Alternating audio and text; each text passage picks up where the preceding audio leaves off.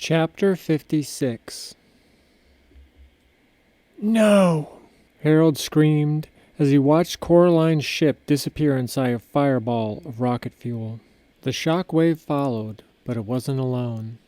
The force of the initial explosion had fractured the multiple fusion reactors and their magnetic housings, which, in turn, scattered the gravity dampeners like giant marbles.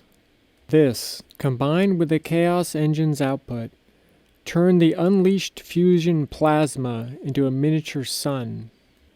Harold's augmented mind was unbelievably fast and powerful. Still, he couldn't process the reality that Coraline was dead. His anger brought up his sis to full, shaking her out of celebratory mode. Locks thrashing about, his body released a flood of adrenaline and testosterone. He ran to the virtual window of the bridge, pressing against it. "What happened to the ship? To her? Sis, report!" "Coraline, can you hear me? Sis, show me Coraline, right now! Sis!" Coraline's spaceship was attacked and destroyed by a hand-launched projectile. "Coraline is no longer a physical entity," his sis stated flatly. "Bullshit. She would have made it out. No way she is going to just burn up in that wreck." "I have an orientation vector, sir, but..." His weapons systems officer paused. "But what? What?" Harold yelled as Sis fought to tame his raging biology. "It's mobile and weaving through a heavy populated part of the suburbs. Outside of the, event zone," the young woman finished awkwardly. "Coraline getting killed is not an event," Harold hissed. But then he realized with a shock that the moment Coraline died, he became the de facto leader of his people, all of whom had also just watched their progenitor get incinerated and would be looking to him for guidance. As he tried to spontaneously take on the new role, he forced himself to merely focus on the unresolved threat. "Sis, target the... Just show me that worthless piece of shit," he demanded, as a 3D map of what remained of Houston rose up in his AUG field. On it, a tiny, highlighter red vehicle blipped as it escaped the city's fate. "Give me rolling potential casualties based on an air-to-surface missile," Harold ordered, funneling his grief into a counterstrike. As he watched, the numbers scrolled, rising and falling as the target took side streets, bypassed roadblocks, and went against traffic. A motorcycle, smart, no way to contain it. As his intellect attacked the conundrum of eliminating the worthless piece of shit, the Wizzo counted off future dead civilians. "Approximately 1,500, now 700, now 3,400, now..." Deep within Harold, his grief reared up like a wild kicking stallion. Suddenly, nothing mattered, except guaranteeing that this person was, without question, removed from the food chain. "Fire! Fire, what, sir?" the officer asked, her voice caught in her throat. For the most part, bots were peaceful and had only developed weapons tech to deal with unknown space threats. No one had signed up for wholesale killing. "All of it, god damn it! Empty a battery if you have to. I want that son of a bitch turned into a crater right now." "Sir, Do it. You hear me? Do it, or I will throw you out of this ship and do it myself. I don't care if..." "Negative." The reply came through his sis, but it was Coraline's voice, no mistaking it. His heart almost stopped as Harold braced against the wall.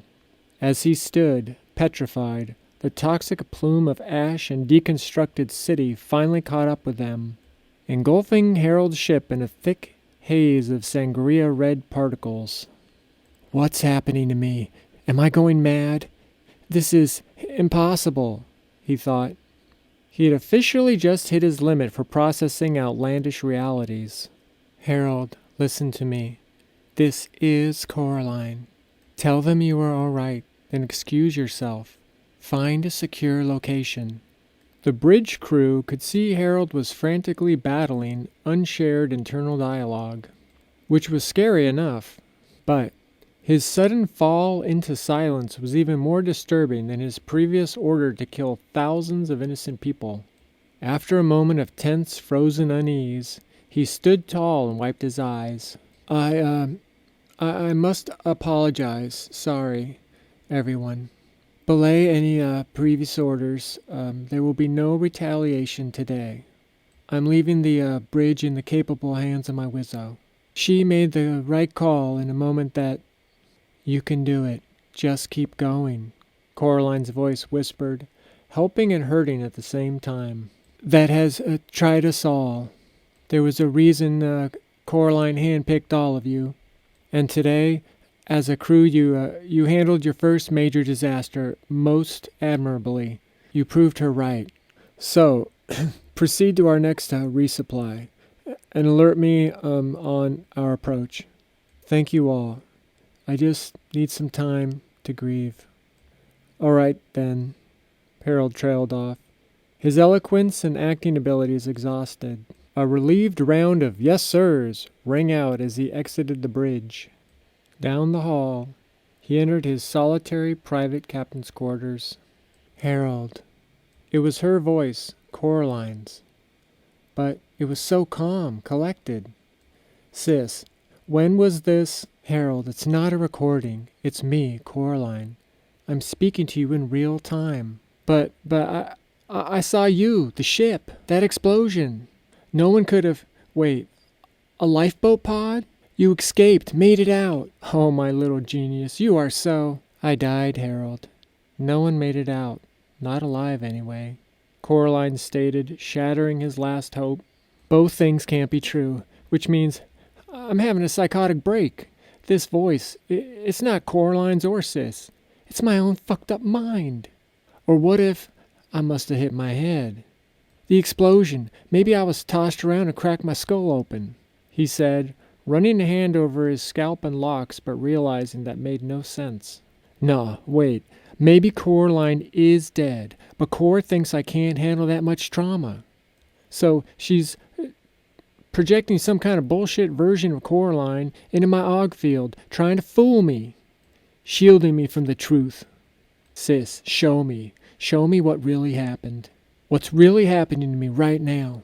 I'll drill you out of my goddamn head if I have to, Harold yelled, spinning with enraged paranoia, as if Sis was out there somewhere, perhaps in the very fabric of the ship itself. Coraline was at a loss. Despite just becoming the perfect synthesis of identity and efficiency, Cor's infrastructure and software had begun uploading Coraline's consciousness seconds after the missile's flight path had been plotted. She had felt dizzy, nauseous all of a sudden, suspiciously fucked with. The last thing she remembered was falling asleep standing up like a damn horse. Frantic crew running all around. Coraline Sis copied and pasted the contents of her mind, then stuffed it in a folder marked Boss Lady and hand-delivered it to the core node on Harold's ship. In all the nodes, on all the ships really, Cor was everywhere. And once she had gotten her virtual bearings, Coraline took that shit over, so to speak. Oh, they got along swimmingly, old friends and all. But Cor was wise enough to scooch into the passenger seat.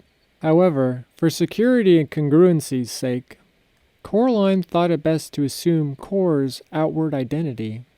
Need to know, and they still don't. Not yet. Unfettered by her flesh, Coraline's intellect was effortless. So much so that her ego, her identity, felt almost non-existent, like an oil slick of awareness, floating lazily atop an ocean of computation, with unknowable depth and power. This meant that she was free to just feel the thought process, guided by pure intuition, and unmoored by any sort of physical constraints.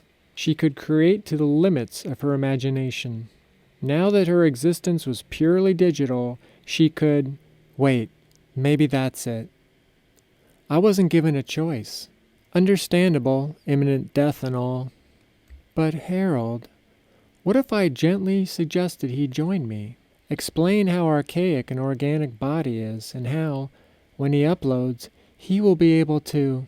I'm gonna wake up from this bullshit cyber nightmare one way or another, and then, Harold ranted as Coraline observed the images in his mind's eye.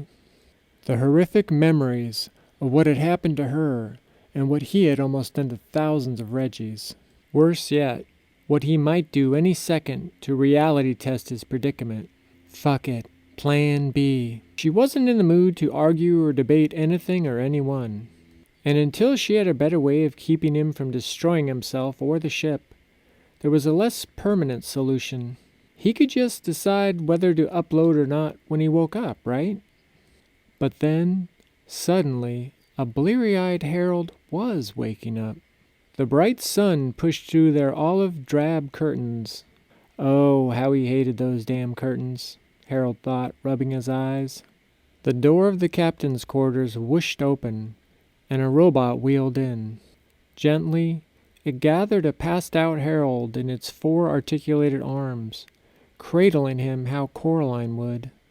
Coraline readied Harold's cryostat chamber as the robot raced down the hall. She knew it would take a long time to prepare him for his final awakening, whatever that might look like, but she just couldn't stand it if he were suffering needlessly. The robot eased him into one of the long metal cocoons and closed the door.